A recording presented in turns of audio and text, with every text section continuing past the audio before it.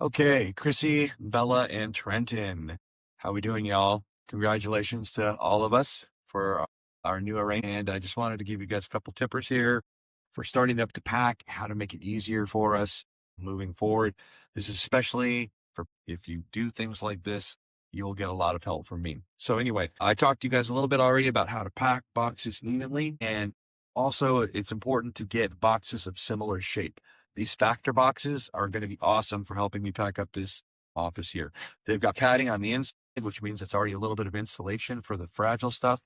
And they're just the right size that they can stack one on top of the other, and then we can move them with the two-wheeler, which means at some point I'll be able to reel the two-wheeler in here, put the stack of boxes on it, wheel it right on out to the van, put it on the van, wheel it right from the van straight into the office at the new place, and put it where it goes. And also, this is an attempt to make sure that no one box is too heavy and that things don't end up getting damaged. So we're going to have bins and we're going to have boxes. I recommend medium-sized boxes like this for books, some clothes, and your fragiles. And this is why. This is why we're going to have a mixed box.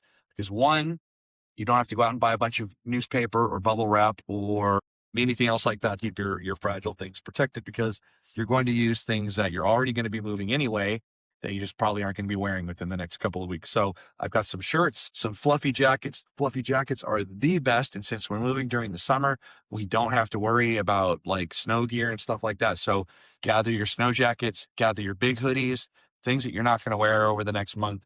And that's going to be the insulation to protect your important things. Also, to put some books in every box, because books are the heaviest things to move. They really, really are.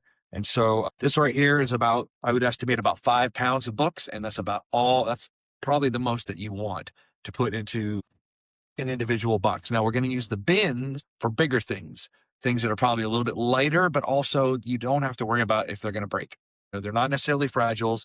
They're awkward size. And then we have other things for insulation for those as well. Things like this is a stuffed animal, things like small pillows, things like comforters, stuff like that. So everything that we use is going to, for insulation and for protection, it's going to be stuff that we're already going to be moving anyway, because two things. One, you don't need to create more work in order to get work done. And two, you don't need to spend money in order to save money. So this is just the most efficient way to proceed. So I'm going to show you guys how we do one box. Starters, books on the bottom. Put the books on the bottom because it creates a good center of balance, and you split and you spread them out as well as you can. Mix them up. Mix your hardbacks with your soft cover, right?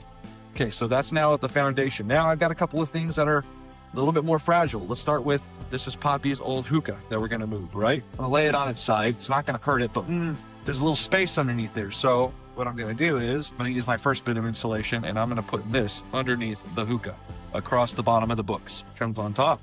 Now there's a nice little soft bed right there. I'm gonna also set these 2 ceramic items, right? But now, if those bounce together against each other or something is set on top of them, that could be a problem. So here comes the fluffy stuff.